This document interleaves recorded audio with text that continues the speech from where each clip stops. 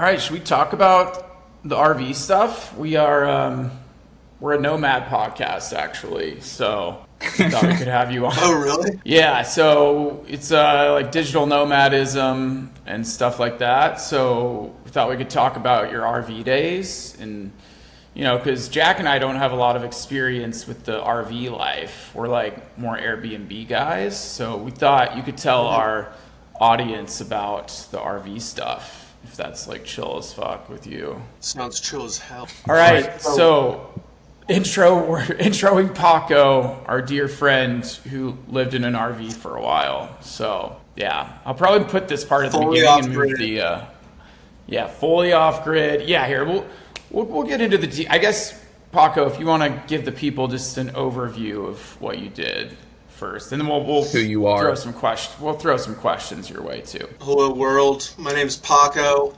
I've known Steve. I guess I'll go all the way back. I've known Steve since grade school, high school, and then Jack and I met. I'm sure we crossed paths in college, Jack, but I don't really remember hanging out with you until we were adults in Denver. And I remember back in those days having conversations with, each one of you, oh, we all pretty much work remote, why are we still in Denver? So I was kind of there at the inception of the idea, I feel like. Absolutely. We went different paths with it. You mentioned Steve, you did the Airbnb kind of soft route. I went another route. Very soft. I went another route. So we were in Tahoe together. You all were doing the domestic nomad kind of thing at the time. And I was living in Reno at the time. And that's kind of when you texted me hey, we're doing this nomad thing now. We're going to be in Tahoe. I was in the middle of planning my own little nomad thing. So I bought my RV, I think in August 2020. It was a 28-foot fifth wheel, Rockwood, Forest River was the brand. And then I bought my truck as well around the same time. 2012 F350 diesel, black paint, black wheels, black windows. I miss that truck. I love that truck. But with that truck and my RV, I pretty much... Ooh, I was also totally off-grid during the whole thing. No boomer RV parks for me, no plug-ins. All powered by solar. Was working full-time at the time. Built my own, private Wi-Fi network to, work off of. And then pretty much, went all over the West. Not into California, but all over Nevada, Arizona, New Mexico, Utah, Southwest Wyoming. And pretty much my goal with it was just get away from civilization for a while. I don't know, I had no real interest in leaving America, but at the same time I was kind of, this is a peak COVID, and I was kind of over all that. Just kind of wanted to be left alone, to be quite honest, at the time. Very fair. Yeah, right before that, you all know this. Sorry, last thing I'll say. Adopted old Lenny over here, kind of my partner in crime. Yeah, that was actually, you kind of brought up a couple of the questions that I had on my list, but so I guess I'll say this. What was your favorite area to drive through? And I know you can't park and stay in some places for several days or whatever. Did you have one that was just a beautiful drive that maybe most people don't get to experience all the time? Yeah, absolutely.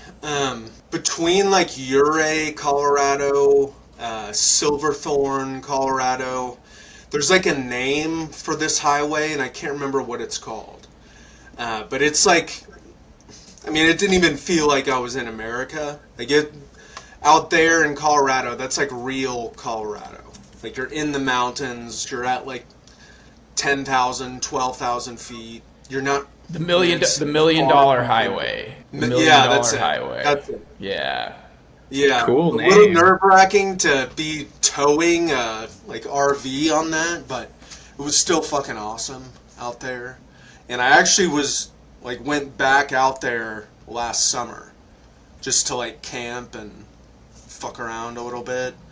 Um, and then funny story about that. I drove out there from where I'm at now back to Kansas City, and then Kansas City to Colorado. And on the way, I stopped in Lawrence, Kansas, in this little like state park. And I was kind of just like walking around, stretching my legs a little bit, because I mean, you all know this. Kansas City to Denver, it's a brutal fucking drive. So I was just trying to get some steps in, and I got fucking massacred by chiggers, like those tiny little bugs, and they just bit me like all over my ankles. Um, and I also had no health insurance at the time, so I was just, like it kind of like ruined the trip, because then the rest of the time I was just scratching and itching. But yeah, highly recommend. What is it called? The $1,000,000 Highway. Yeah, dude. I was gonna say because it's considered one of the most beautiful drives in the country, the $1,000,000 Highway. But I was gonna say if that road in Colorado is the $1,000,000 Highway, then like driving through Kansas from Kansas City to Denver is probably like the $1 highway, because that's like the most boring, Yeah. like least scenic drive. Like that's the dollar store highway. It's like the one, I wouldn't even put it in USD. I would say it's the 1 peso. Yeah, 1 peso. Like 5 cents. More Like, precise. converts to like 5 cents. Okay, so you were working full time during this journey, and you mentioned like setting up your own Wi-Fi network. So that was one of my questions. Was like, what did you do about Wi-Fi, and like, what does that even mean? Setting up your own Wi-Fi network. Like, how did that work? Yeah, so I had to buy this thing called a PEP link, PEP link. And basically what that is it converts, I mean, I don't know I can't give you a super technical explanation, but it converts like LTE, like phone signal to like your own Wi-Fi network. It has like antennas built into it. So I had like 2 SIM cards, one through AT&T, and then the other that I used most of the time was from this like knockoff Verizon network kind of thing. I can't remember the name of it, but so I had like a backup for the Wi-Fi. Like I had 2 networks, and it actually worked like shockingly well. Like that was kind of my main limitation, in I had to stay places that had good like LTE coverage, because I was doing like Zoom calls all the time. So I needed like good cell signal. And when I would pull up like on Campendium, there's a few other apps I would use to like find places and like locations I wanted to go to. There was like filter, you could search for like great, good, bad LTE coverage. So pretty much that limited me to like the great spots. Then when I would pull up to the actual sites themselves, I would have to like walk around like with my phone out, like looking like where's the best spot for a signal. These days though, if like anyone out there is thinking about doing all this, just get a Starlink. Like that happened. Yeah. That came out like probably a year after I was done doing my RV life, and that would have made things so much easier, to be honest. Like I know they have like one for homes and one for like mobile now. I think it's like $50 a month or something. So if I could do it all again like tomorrow, I would just go with Starlink. Then you don't have to mess with like sketchy knockoff Verizon agreements, like SIM cards that may work, may not work. But yeah, Starlink would have made things a whole lot easier.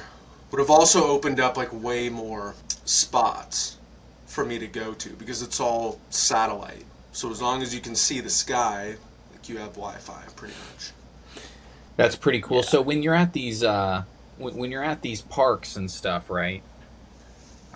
searching for signal. Do you have any, any strange neighborly encounters with anyone there, and any weird things go on that are memorable? A couple times, yeah. I mean, generally in RV life, you meet like one of two people. People that are doing it willingly, like working remote and just kind of hanging out, or people that are doing it not willingly. So this is their only option, like they're living rough. They're And vagabond. why would they not willingly be doing this? What would be some of those reasons, maybe?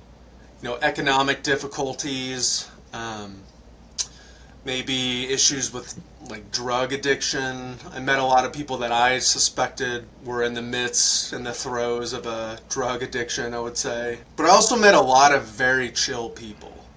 Like, I don't want to give you all the impression everyone that lives in a RV in the woods or the desert is like a methed up weirdo, but just being realistic, it's a good portion of the crowd out there. Yeah. But to answer your question, Jack, probably the sketchiest run-in I had, I was like probably 10, 15 miles from the southern border, the U.S.-Mexico border. I was in southern Arizona, like close to Yuma, Arizona, which is middle of fucking nowhere. Is that about the movie? Is that the movie, like 310 to Yuma? Yeah, they're taking a train to Yuma, Arizona to like drop off like a Desperado. Okay. I just rewatched that a couple weeks ago, actually. So It's a pretty that's good right movie. in my mind. And I was like, Yuma, that sounds about right. Um, but it wasn't really when I was looking for signal. I had already found a good spot. Like, I was there for a couple days, and I was actually on a call. So I had like one AirPod in. That's my signature move. You all know that. I had one AirPod in, and I like walked outside like in a call to refill my water. I had like a Gatorade, what you would see on like a football sideline kind of thing. Gatorade like jug full of water. I walked out there to fill up my water. Lenny comes with me, and I'm not really paying attention. And then I look up, and there's like the sketchiest looking guy, like you could possibly imagine. Like, this is the middle of the Arizona desert, and I mean, Lenny fucking never barks. Lenny's my dog. He never fucking barks. Like, he's barked at this guy, he's barked at bears, he's barked at coyotes, and like a couple other people in like remote locations. But anyway, Lenny, like this guy is basically on the opposite side of the table as me, like folding table where my water was. And he's just standing there staring at me. Like in the middle of nowhere, the middle of the desert. Lenny starts going fucking berserk, like barking, getting up in his face. And I'm not like calling Lenny off because I don't know what this guy wants.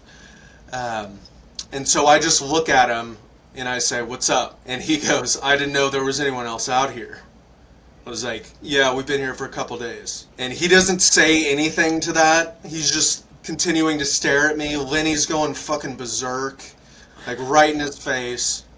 So I know this guy has sketchy intentions, or, I mean, I don't think he's out there fucking spreading the gospel, is kind of what I'm getting at. Yeah. But anyway, there was I guess the last thing on that story. There was like a hatchet I had like on the table to like chop up firewood and stuff. And he kept like looking at it, like on the table in between him and I. So I just like picked it up and just like held it in my hand. And then the last thing I said was like, "Is there something I can help you with?" Like with this hatchet in my hand, like about to just scalp this motherfucker. Like with this hatchet in my hand, and he just says, "No, I'm just walking around." And then just like walks away, like into the desert. I still never saw another like RV or like camp or anything. I mean, I was way the fuck out there. So I don't know what the fuck that guy was doing, where he was going. Also in that same like site, there were signs. I could probably find a picture of it.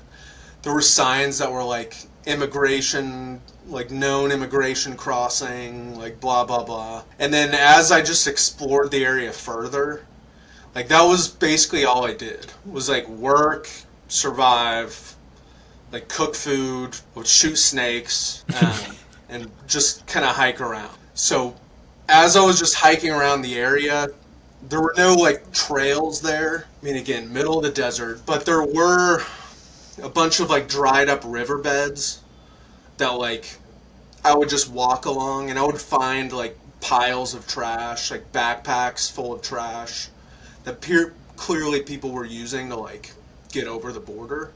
Oh. So, I mean, the sign wasn't just like for show. I think it actually was a pretty sketchy spot. So I think I stayed there another couple nights after that. But actually, funny story, like later that night with the sketchy guy, I got a little tipsy.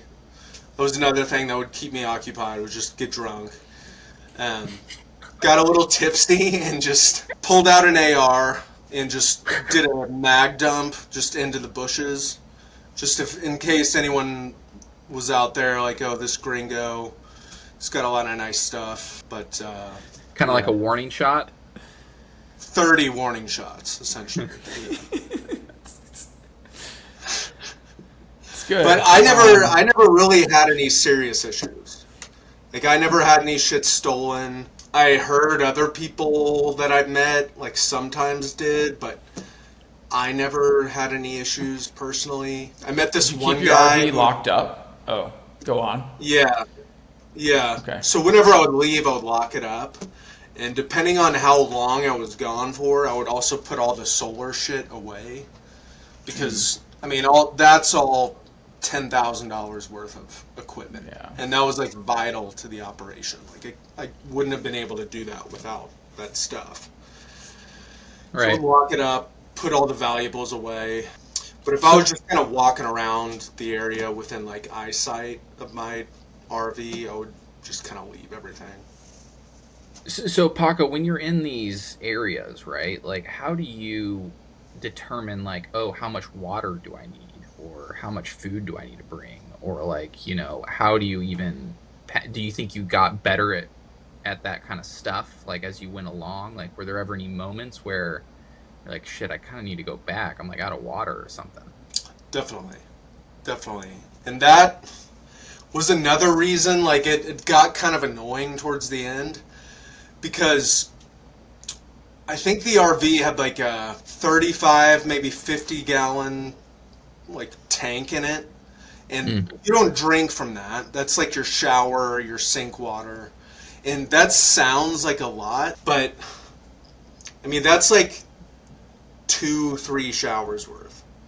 So once I figured that out, like the first month and a half or so, I had to like adjust my like hygiene schedule, I guess. I wouldn't shower every day. I would usually shower like every 3 days.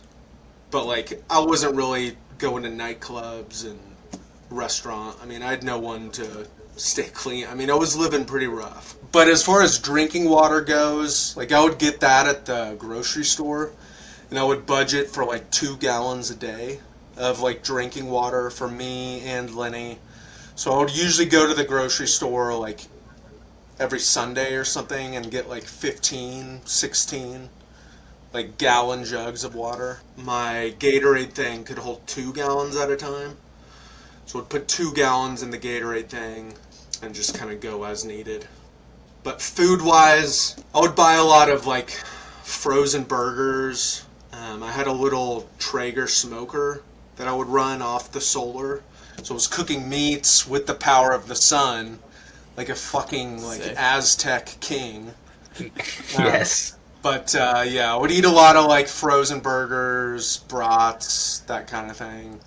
If there was a Costco nearby, I would load up on the chicken bakes. So I was hot on the chicken bakes way before the Rizzler. I would buy like 5 chicken bakes and would just eat like one of those a day for like a week. That's if there was a Costco nearby. And then only other thing I'll say on food was if like me and Lenny did like a big hike, big adventure or something during the day, like our treat meal was like spaghetti and meatballs. So it would make like I had a full on kitchen in there. I had like a gas stove, like all that. So I could boil water. Would make spaghetti and meatballs. And that to this day is like what I give Lenny on his birthdays and stuff. That's like his favorite meal. And it's honestly one of my favorite meals too. I just fucking love spaghetti and meatballs, so we would crush that. Like if I made that, I would make enough for like 2 days. And then we'd just kind of sit outside wherever I was, eat my spaghetti and meatballs, and chill. I got It's like some like Lady and the Tramp visualizations going on. Yeah, me and Lenny would, like, I would put a noodle in my mouth and we'd just make it. I was thinking it's like Garfield, but Garfield likes lasagna, but Lenny likes spaghetti and meatballs. Yes. Yeah, that's a good That's comparison. awesome. So how did you figure out that Lenny likes spaghetti and meatballs? Like, did it just happen one day? You're like, just try it, and he just went crazy? Pretty much, yeah. Pretty much. All right, Um, so one of my questions, since we're talking about Lenny, aka Leonard Skinnerd, his full name, because you did this whole thing with Lenny, so I was just curious, like how what it was like with a dog, like kind of how he fit into everything and how that worked. Yeah, I mean, honestly, I could not have asked for like a better fucking partner to do that with because, I mean, you all know him. He's very go with the flow. Like all Great he wants dog. to do is just be like included and stuff. So we Mhm, love yeah. just like driving around. Um, Loved hanging out. Like a few times I would try and just like leave him outside, like during the day because I didn't have AC.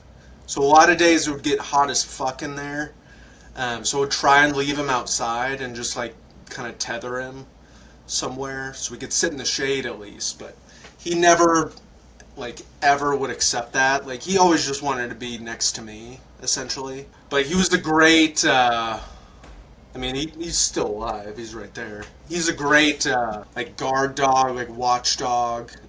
Great like hiking partner. Loves riding in the truck. All that stuff. So Lenny never really had any issues with it. The only like memorable stories were in Nevada, actually outside Vegas by Lake Mead. Um, there was like a pack of coyotes running around the campground, and Lenny, he's a lot better about it now, but he used to be weird about eating his food. So I poured him like bowl of food, and then he didn't eat it, and so I like forgot to bring it in overnight, and when I woke up the next day, the bowl of food is just empty, and I'm pretty sure the coyotes got it. I also left a bone out there for him. I bought him this big, like, giant bone, um, and like we forgot to bring it inside, and then the next morning, that bone was also gone. Yeah, he's squared up with coyotes. He's squared up with bears. He I has imagine it's good to have a good instinctual creature around you in these moments, you know? for sure, for sure it is, and to this day, like I refuse to go like camping without him, just because like he can hear and see like way better than I can, and like smell too. So like we have bears and methed up like feral people living in the mountains, and I would Bigfoot. feel very what Bigfoot, Bigfoot, Sasquatch. Wendigos. We have all that stuff down here, and like having him like watching my back when we're just in like a tent in the middle of the mountains, like where you can't really see further than like 20 feet in front of you. So there's just so many trees and leaves and whatnot. Definitely makes me feel a whole lot better. Yeah, That's cool. Lenny's not like a Shih Tzu. Like he's part pit, so he doesn't fuck around. Right. I mean, I'd still have never done a DNA on him. I remember at the shelter they told me he's like a husky German Shepherd, like pit mix. I'll do a DNA on him eventually, but I mean, truly, like, I could not have asked for, like, a better dog to do the RV thing with me. Um, just Yeah, silent. I'd say he's 100% good boy. Like that's my DNA test on him. Is he's 100% Yeah. good I'd say boy. the same. So I'd say the same thing. He's got the right DNA, that's for sure. all right, so we've talked about a lot of challenges, but let's like bring up some good vibes. Like, what did you enjoy the most about RV life? Really, the freedom. Honestly, that was like what I was going for. The freedom to just like, oh, I don't like this area. Like, I'm just gonna pack up and like go an hour down the road to like this lake or this river where I can fish, or I could do different stuff over here. Maybe this spot's a little too crowded, so we'll just go find like a more secluded spot. Like, I didn't have any like contracts, like I could just pack up and move, like whenever, wherever I wanted to. That I really enjoyed. Also, just like getting to see parts of the country that like aren't full of like Instagram influencers, like places off the beaten path that I could just pretty much have to myself, because like they don't have a cool like hashtag or something. So, Paco, off of that, you ever have any moments like where you're like, damn, this is a really sick, like this is my office kind of moment, like? Definitely. There was a spot in Nevada, actually, where I was like on top of this ridge line. Below me was like a river. Like right below the ridge line was a river. And then like off in the distance were the Sierra Nevada mountains. Like just over those mountains were, I think it was Yosemite. And like I was facing west. Like I would pull out a chair when I like didn't have meetings and stuff. I would just kind of pull out a chair, get my laptop, and just go like chill outside. And yeah, I remember just like looking down, like hearing this river rushing, and then like looking out, and there's just like the sun setting behind the Sierra Nevada mountains. That I was just like, this is fucking awesome. Like no one else is doing this that I know. Damn. That's sick. But yeah, definitely a lot of desperado moments like that. Maybe fire off So- a couple shots. Yeah, absolutely. Freedom shots. And that- Just freedom shots. In that same spot, dude, I don't know what the fuck it was, but I assume it was due to the river down there. Because this is like high desert out there, like 7,000 feet. So you're like in the mountains, but it's like deserty. But anyway, there were rattlesnakes fucking everywhere.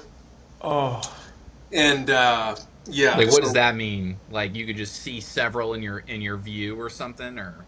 Oh yeah. One time, one crawled up in the wheel well of my truck. I watched it happen. And so, basically, this is all in this same spot in Nevada. Mm-hmm. I never had these issues anywhere else.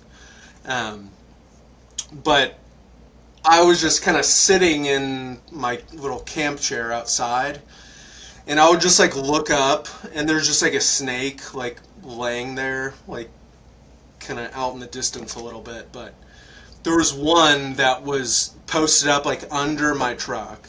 I assumed to get shade. And so this actually happened twice, but only one time it crawled up into the wheel well.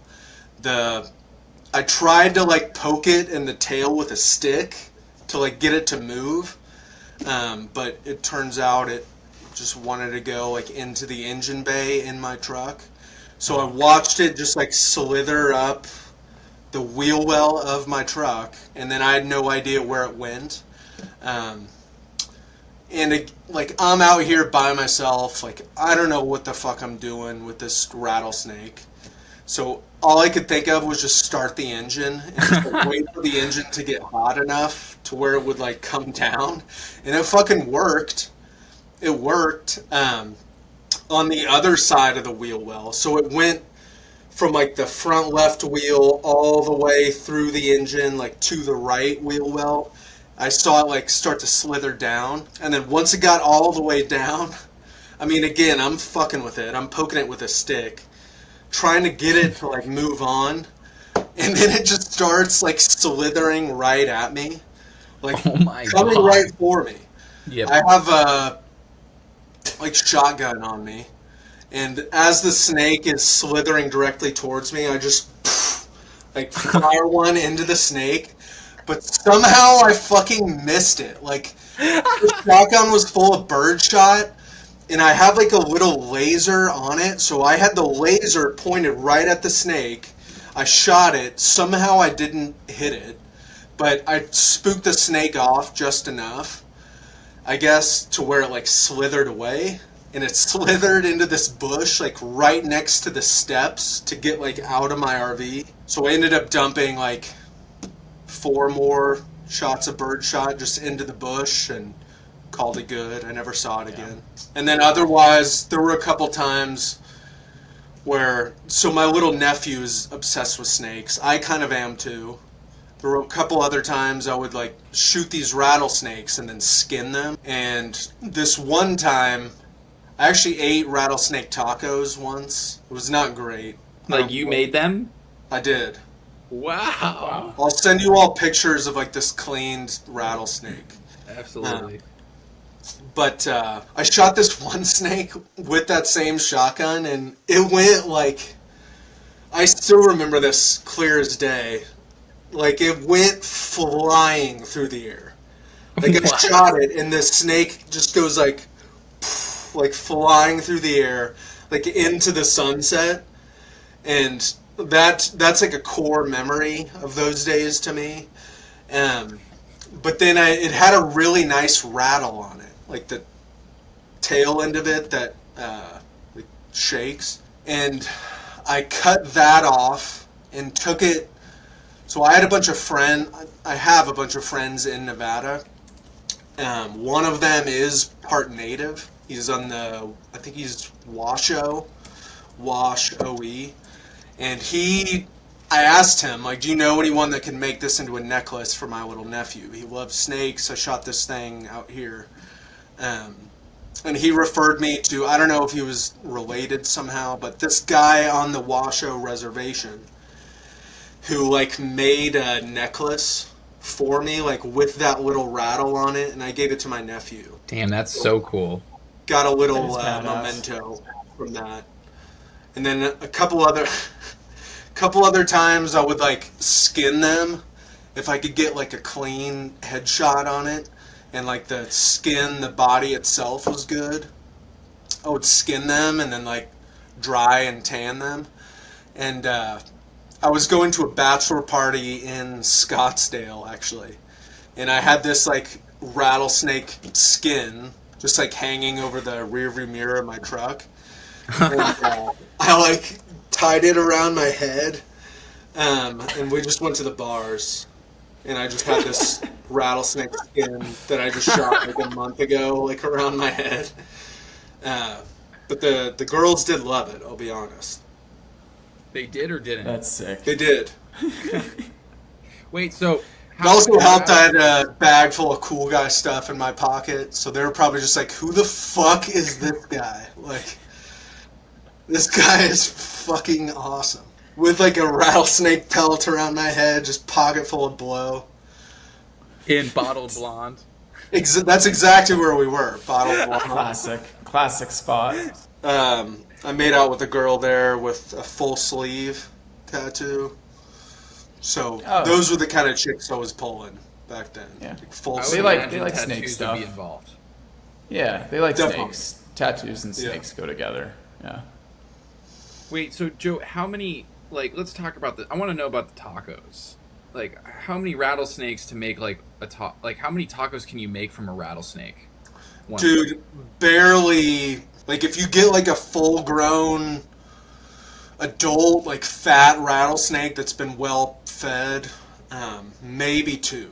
There's just not a lot of meat on them. They're all like ligaments and like spine. But one time, I got a good one. I cleaned it. I watched like several YouTube videos because apparently you have to like cut away the poison like gland or something that's in them.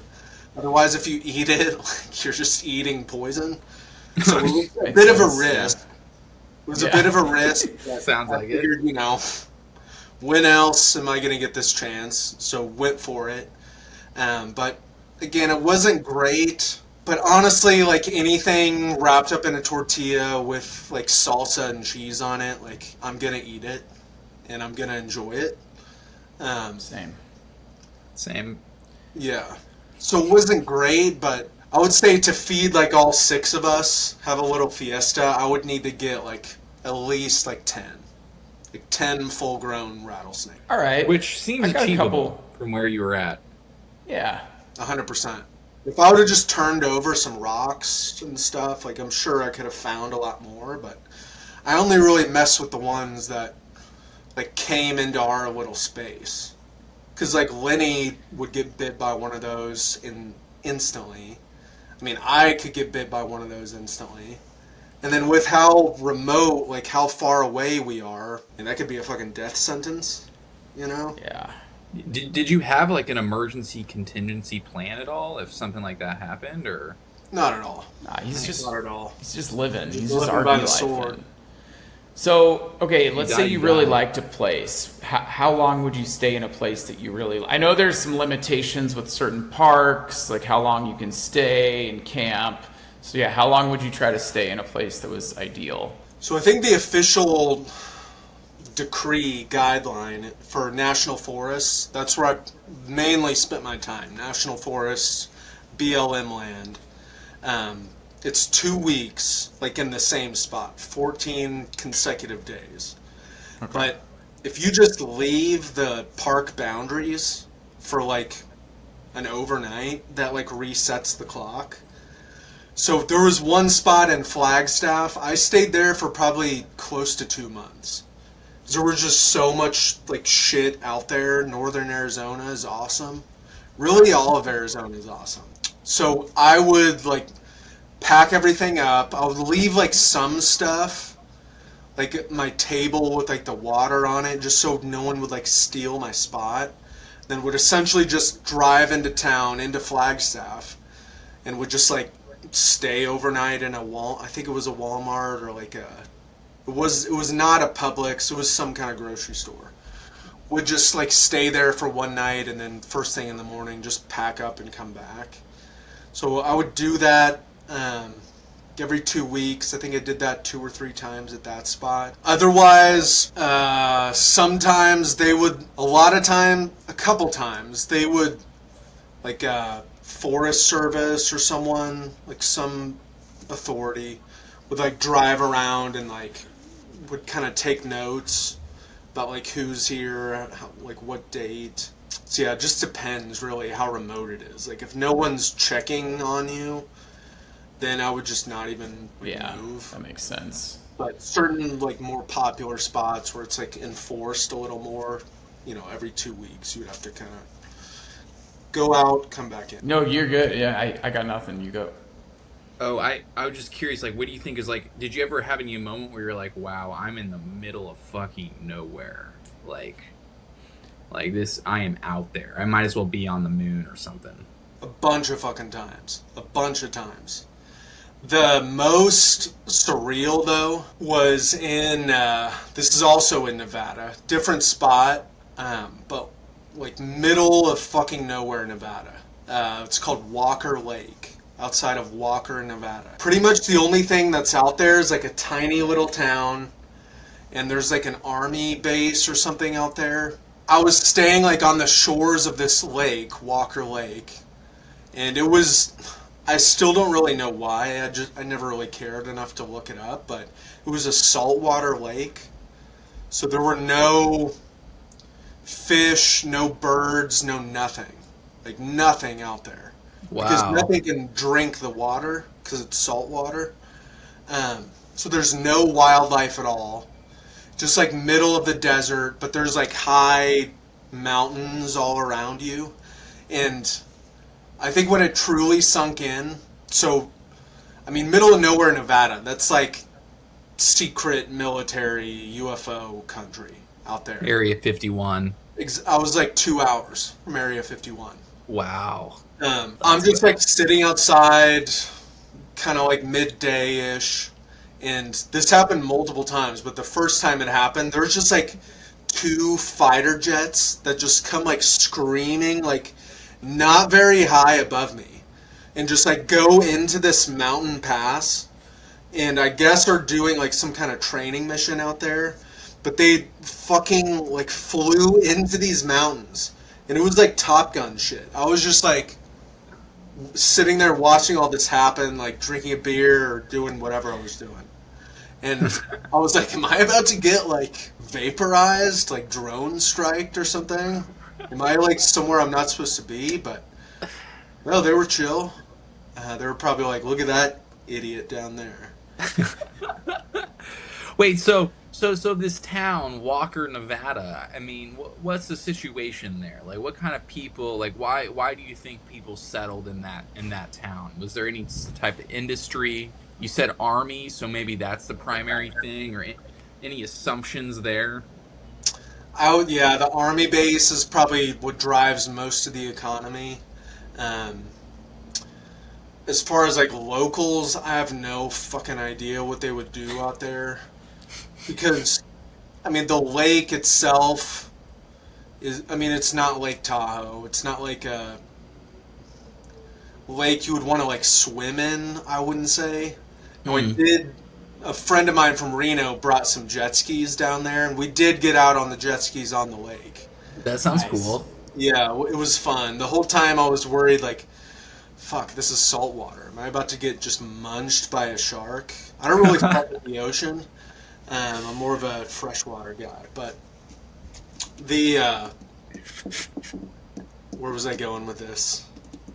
Just I don't know, like what were they? What were the people like, or like what do you Oh think they did yeah, out there? there was like little food truck kind of thing. I mean, it was a food truck. It was basically a restaurant in a trailer. I went there once and got like a good burger. I think it was like the alien burger. It had like alien sauce on it. Of course. Nice. There was like a military museum, I think, that had like tanks and stuff out there. I never went in there. There was one grocery store. It wasn't like it may have been an Albertsons. I don't know. It was the one and only one grocery store in town. But I mean, out there, you're fucking like 4 hours from Vegas. You're 3 hours from Reno. Yeah, I Okay. truly don't know what the locals would get up to. So to put a bow on this whole thing, my favorite part of the story is the fact that you ended up selling the RV back for profit. So you basically like lived, essentially rent free the whole time you were doing your RV life. I don't know how much you want to share about that. Like you don't have to share like whatever you're not comfortable with. If you don't want to share dollar amounts, if you want to share percentages, but yeah, if you want to speak to that a little bit, I just think that's really cool. Yeah, so usually these RVs like depreciate like crazy. The one that I bought was used already, so it was already like pre-owned. So I got like a really good deal on it, and it was in really good shape. From what the like dealer I bought it from said, the previous owners like buy a new one every like 2 years, and like take it to like their hunting camp somewhere. So it had like barely been used. I think it was a 2018, 2019. So I got a good deal on it initially, and then, I mean, when I first started out, it was still pretty early in COVID. And then I think just as that progressed, like more and more folks started getting interested like in that kind of lifestyle. And I was kind of over it after like a year and a half. Like emptying the shit tanks, like filling up the water, like just doing all the fucking like chores that come with all this. I was just kind of over it. So listed it on Facebook Marketplace, and immediately had like 10 people like interested. This is Wow. outside of Vegas. I had a couple low balls, but I mean, I wasn't really like trying to get rid of it like immediately, so just kind of waited it out. Eventually there was one guy who gave me this like sob story, like, oh, his wife just died, and I'm just like, sorry, brother, like, not my problem. But I bought it for, I think, 27, and he bought it from me for 30. So I made like $2,500 ish. Awesome. No, I mean, I still came out behind with like all the solar and like network equipment and all that, but I still have all that shit. That's kind of my like backup plan. Is just plug in all the solars and we still have power. So I still have all that, and I think it was a good investment. It was also just a fucking sick experience. Like, it's hard to, I mean, you all probably like deal with this. It's hard to like relate to people sometimes that like when I like tell people stories about this stuff, they just like can't picture it. Yeah. Or, Yeah. like, can't even like sure. imagine. Yeah. But like you all, I mean, it was fun like talking with other people about this because a lot of like normies just don't really get it, to be quite honest. They were just, I don't know, doing whatever they were doing during COVID. No, was that's just out there. Jack and I talk about that all the time. Like, no one can really relate to our life. Like, when we talk about our lives with other people, like, the conversation just dies quickly because they can't really add to it. So it's just like, why are we even talking about this? I guess we'll talk about sports. So I guess on that note, like, what's up with you all? Like, what fun adventures? Like, what's the favorite spots you all have been to? Yeah, dude. I just got back from South Africa, and that was one of my favorite spots. I'm going to talk about it more probably on a future episode because Cape Town, South Africa, just got named the best city in the world. I saw that. By this big publication, so I thought we could talk about that. But yeah, it was really awesome. Just a beautiful place. Great culture, super cheap, great food. So that was really sick, and it's just really far away from home. Again, not something I can talk about with most people because most people have never been to Africa. Most Americans and shit. So, but it was a really cool experience. My cousin, who's like my age, after college, he did like the whole international backpacking thing. He wasn't really nomading, and that's what he said. He said his favorite spot was Cape Town, South Africa. Cool. I guess I don't have anything cool like that. I've been in Miami for a while. I was in Asia for a little bit. Some Singapore and Thailand type stuff. Sex tourism? Yeah, a lot of sex tourism. Yeah. Ping pong balls being shot out of chicks' vaginas, that kind of stuff. You trying to get me hard? Is that what this is? Yeah. Wait, Joe, can we talk about that? Like, were there chicks in the RV parks? Like, what, did anything transpire ever? Like, None at all. None at all. It's a Literally little hard zero. to get a girl to come back to your place when you're like, yeah, I live in a trailer in the woods, like in the desert. Like, surrounded by rattlesnakes? shockingly, chicks don't really go for that. There was one girl I met when I like went home for Christmas, so it was like living in a house, and I met her at Harpo's in Westport. Oh, classic place. Right, and she was like, this is before I even said anything, but she was like, yeah, my dream is to just like pack up my car and just like drive to Alaska and like live out of it for a couple months. And I was like, well, you're talking to the right guy. You got to think about solar. You got to think about networks. I just went full autism and like emptying the shit canisters. Right, she loved it, but she never visited me in the RV. We hung out a few times, like while it was over during Christmas, but it was more of a pump and dump scenario. Yeah. Yeah, interesting. So, okay, I still have a few more questions. Like, Hit me. okay, did you ever have like a crazy like Okay, did you ever like fuck something up and you like were like, shit, I'm like kind of scared, or like, fuck, like this is like a real situation? Like, did you ever have something like that, or like a really tough lesson to learn where, any kind of shitstorm happen, you know? Ye, nothing like catastrophic, but just in general, like these RVs are the shittiest, like most like poorly built like pieces of equipment ever. Um, so one time my like sink, like the pipes under the sink, like became disconnected somehow, and I had to like repair those because water was.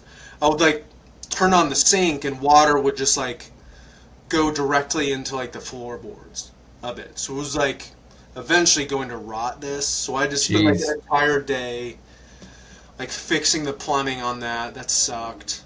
Um, One time, again, nothing really catastrophic. One time outside of Sedona, Arizona, actually, I was like, I think it was coming back from a hike. Got back in the truck and like put it in reverse, and the exhaust pipe, like the tailpipe of the truck, like hit this giant boulder that I like didn't see, and it like snapped the welds off of this like tailpipe to the Oh, frame. Um, so there was no fixing it there. And what I ended up doing is just like ripping it off, and I just like left it there. So hopefully there's some artist in Sedona that made like an art piece out of that. I'm sure. For sure Otherwise, that there's could just happen. exhaust pipe kind of sitting there in some parking lot. One time, so I mounted like two monitors onto the wall. Most of the time, they worked great. It was actually a pretty sick setup that I had. I remember And seeing that setup. It was impressive. yeah, it was actually a very good like working little setup there.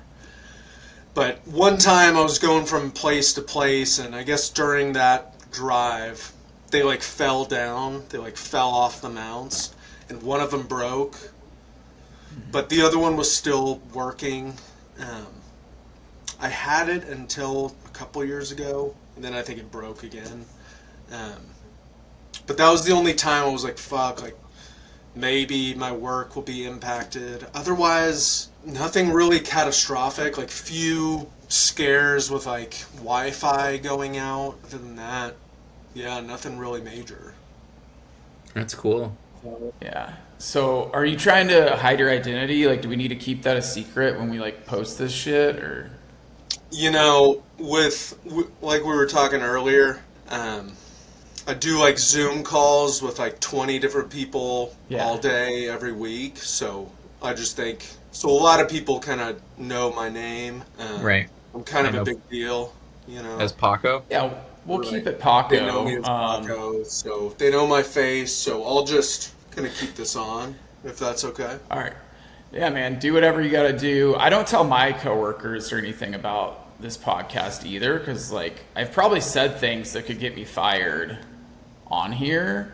I don't know. You can get fired for anything these For days, so sure. I don't tell my coworkers about this. Yeah, and knowing us three, it's gonna get raunchy, right? There's probably gonna be a lot Yeah. of not safe for work discussion, things like that. Right. So just figured I'd ghillie up for the All right. public, for the masses. Perfect. You never know when a pod's gonna blow up. It's like buying a penny stock. Now, forgive me, Paco, but when do you wear that outside of the podcasts and the workday stuff? So when I go hunting, sometimes when I'm just camping, I'll just bring it and like take pictures of myself just to like see how well it works. I'll like crouch down in the brush and just, dude, it actually works really well, especially during the summers down here. Um, because where I'm at, like East Tennessee, it's technically like tropical rainforest. Oh, Like during the springs, the summers, it's like super green, super thick with three C's foliage. So this thing, throw it on, it's super light, super breathable. Wait, so like, do you ever like go hide in the woods and see if your fiance or Lenny can find you, like with that So on? Lenny would sniff me out immediately, I think. Right. I have, from time to time, I have just thrown it on and like went off the trail a little bit just to like see if like unsuspecting folks would like see me, and they haven't. I've only done that 2 times, but I have faith in this thing that if I needed to stay hidden. Now, is that the right, like, did you buy that with like, okay, I'm in East Tennessee, like this is the colors of the rainforest type of thing? Pretty much, yeah. This same company also makes like a more brownish color of this, but I don't have that one. I do have like a big like insulated blanket that's in like a kind of more neutral color to this, and my reasoning is use that one during the winter because it's going to be fucking cold anyway. This is more of just like a concealment type thing. It has no insulation or anything like that. Oh, It's okay. giving me like I'm feel like it's like swamp monster vibes a little bit. Yeah, that's kind of what I'm going for. I don't know if, so you all know this, I'm a bit of a crypto head. Not a crypto head, a cryptid head. Well, I'm both a crypto head and a cryptid head. Cryptid? Nice. The Cryptid. cryptids. I like cryptids. I think we've talked about that before a little bit. Bigfoot. Yeah. Wait, I don't know what that word means. It means like mythical monsters. Like Oh. Bigfoot, like Like the Wendigo. Loch Ness? Exactly. Yeah. Yeti. Exactly. Yetis, yeah. Is there one in Tennessee? Chupacabra. Is there one in Tennessee? I know like there's one in New Mexico, like the Skinwalker. Like there's certain areas, but does Tennessee have one? There's all sorts of shit. Like down here, it's a lot of like Scotch Irish. So they believe in a lot of, it's Appalachia. So they believe in a lot of the like old kind of folk tales. And with that comes like fairies, like Faer. It's like old Irish, old Scotland like myths and legend. So they have those. They have like the Dog Man, which is basically like a werewolf. Okay. They say there's Bigfoot down here. I believe it. It's low elevation, so it's easy to survive like in the mountains out here as opposed to out west where it's like 10,000 feet up, nothing grows, there's not really any food. Down here, the mountains, 3,000, 4,000, 5,000 feet. I think it'd be a lot easier for Bigfoot to live out here than out west, personally. I have yet to see him on my travels, though, or her. I don't want to misgender Bigfoot. Now, kind of along those lines, how do you think you could survive out there in a ghillie suit? 1,000%. 1,000%. I could survive. I mentioned this the other day, but all my shit got stolen technically it happened on Sunday, but the people that run the storage unit place didn't tell me until Tuesday. So the last 2 days I've been dealing with like the police, their insurance, and they stole this like Pelican case, like basically this giant box that had literally all my like camping shit in there.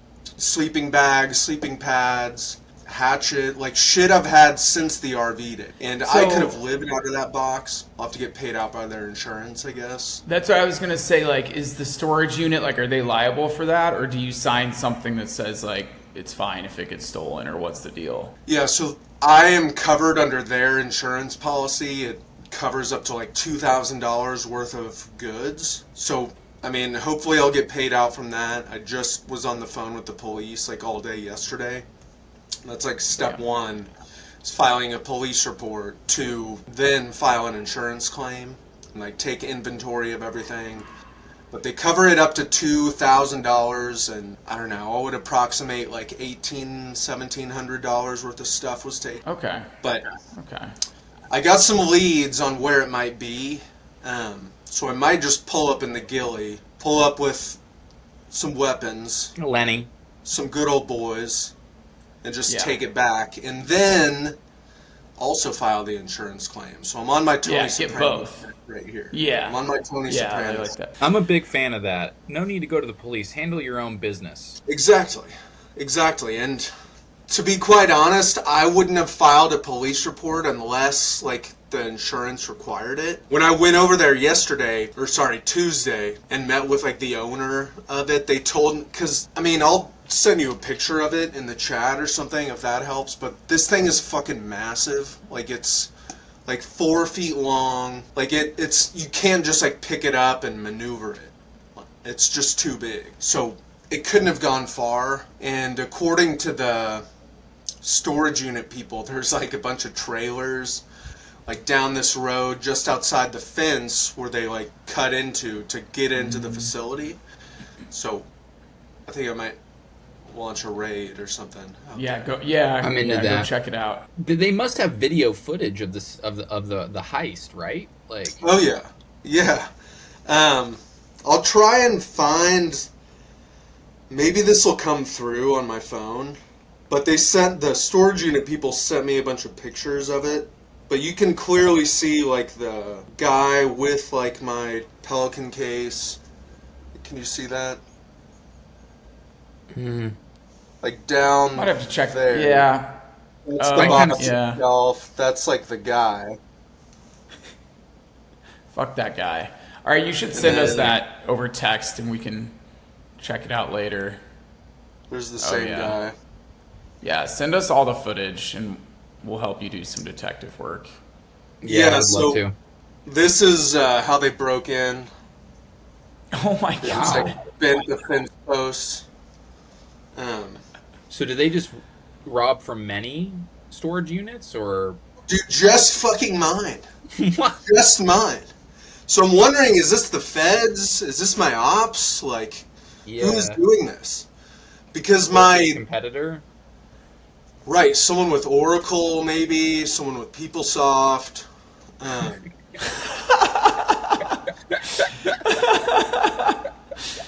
But Yeah. this is the second time in 3 months now that has gotten broken into. The first time happened in November, and the storage unit people never fixed the fence hole. So they used the same fence hole to like get in to the facility.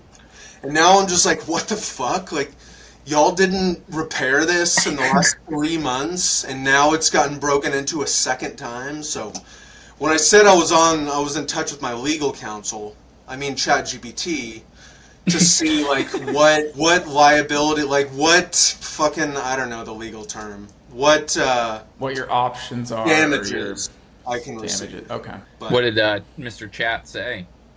they said essentially document everything, which I have been, file a police report, file an insurance claim, but also, since this is the second time in 3 months that this has happened, after the first time the storage unit company never repaired the like security breach in the fence, that kind of voids the like contract I have with them.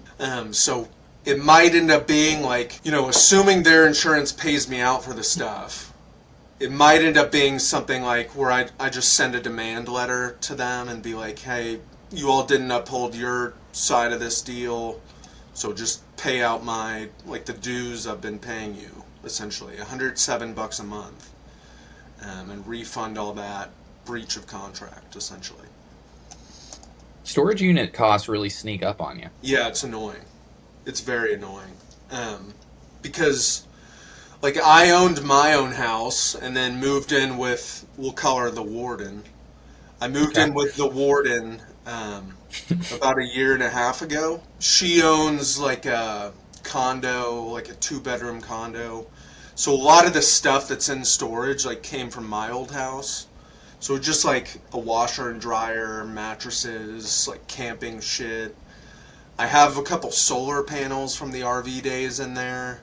My generators from the RV days were also in there, but I moved them before the winter because it's bad on the batteries. So those are now here. So it's just a lot of like random shit that we don't have room for here. But yeah, I mean, $107 a month, that's like $1,300 a year.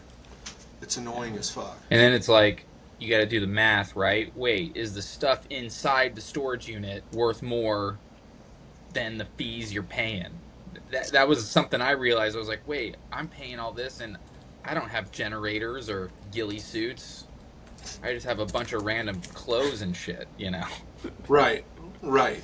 I mean, at this point, the only valuable shit that's in there is like a washer, a dryer, and then like some solar panels that the perpetrator, I guess, didn't know what they were looking at. So I moved those from storage back here because those are like $500 each. Yeah, those are expensive. four of So that those in person's an idiot for not taking those. But yeah. Right, right.